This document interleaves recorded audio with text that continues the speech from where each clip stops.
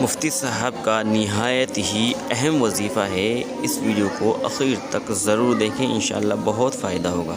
سورت یاسین مکی ہے، 83 آیت اور 5 رکوع ہے۔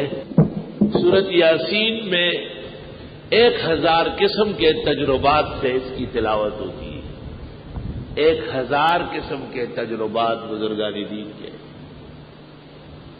ہر تجربہ جو نص کے خلاف نہیں ہے معتبر ہے اور اس پر عقیدت مندوں کو فائدہ پہنچتا ہے۔ 2-3 باتیں یاد رکھیں۔ سورت یاسین جیسے ہمارا قلب اور دل ہے، اس طرح قرآن کی سورت ہے، ہر مسلمان کو یاد ہونا چاہیے، اس کے مفاہیم اور مطلب معلوم ہونا چاہیے۔ سورت یاسین 24 گھنٹے میں ایک مرتبہ ضرور پڑھیں۔ کبھی بھی 24 گھنٹے گزرے اور آپ نے یاسین نہیں پڑھی ہو، یہ مناسب بات نہیں ہوگی۔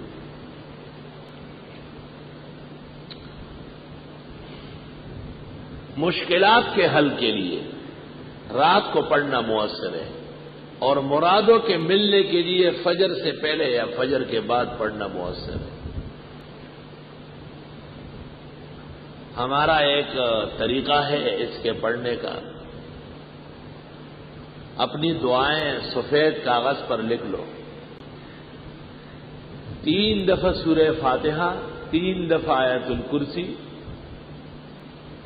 3 دفعہ 4 قل اور 3 دفعہ درود ابراہیمی پڑھ لے، اور پھر وہ دعا پڑھ لے لکھی ہوئی، پھر سورت یاسین شروع کر لے،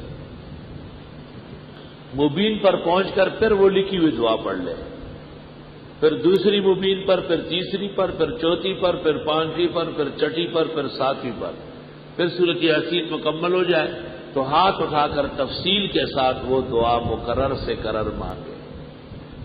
7 ہفتے کے اندر پہلے ہی ہفتے کے اندر کام ہو جائے گا انشاءاللہ تعالی۔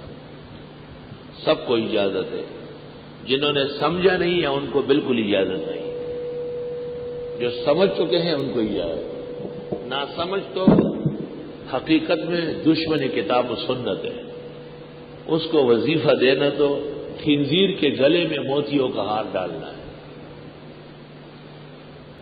جو بدترین قسم کی ناشکری ہے۔ سب سے بدترین کائنات وہی ہے کہ جب قیمتی بات ہو تو وہ توجہ ہی نہ دے۔ السلام علیکم ورحمۃ اللہ وبرکاتہ۔